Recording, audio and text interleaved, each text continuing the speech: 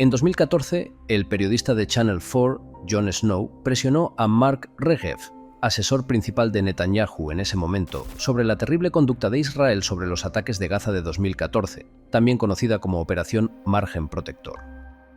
Mark Regev, the operation that you're engaged in is Protective Edge, and its stated purpose is to protect Israeli civilians. How does killing children on a beach contribute to that purpose?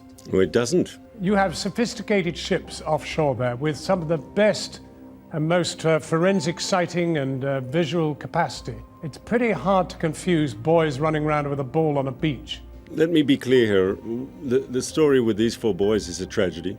You can't look at those pictures and not be moved. But let's be clear. The Israeli military does not target civilians. It does not target children. And I don't believe the person who, if it was an Israeli, who fired and killed those 4 boys knew that they were children. We get to our second incident today, where our own correspondent witnessed yet another shell coming in from the sea and hitting 3 boys, one of whom escaped actual injury, was merely shell-shocked. The father was injured, the 2 boys were injured. More civilians, more sighting, more error. That's the nature of war. That's what you're up to, war. And you seem to be happy for it to, frankly, well, if it results in dead children, dead women, that's it. What was the point of bombing the Al-Wafa hospital, for goodness sake? Unless I'm misheard, and maybe it's a different hospital. It is indeed the right hospital, but he was there and the rockets were near the hospital, but not actually in the premises.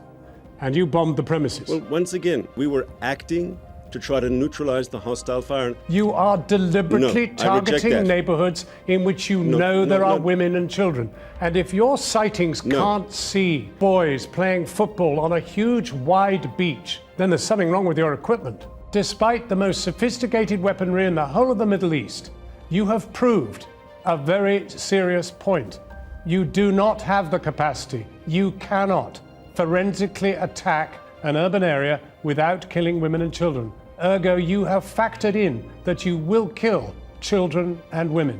3 days ago, the United Nations questioned very urgently of whether you are in fact targeting people and committing a war crime thereby. You've tried 3 wars. You've tried virtually everything with Hamas. You've tried everything with Gaza. You've besieged it for 7 years. The people live an intolerable and ghastly life, and you know that better than anybody. Why don't you try one other thing? Talking.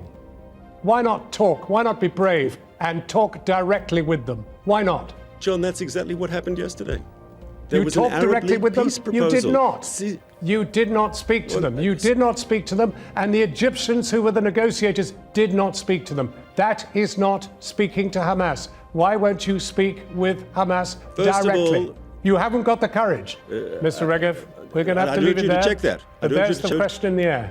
Thank you very much for joining us. Las preguntas no podrían estar más afinadas. ¿Cómo protege a los ciudadanos israelíes matar niños en una playa? ¿Cuál fue el punto de bombardear el hospital Al-Wafa?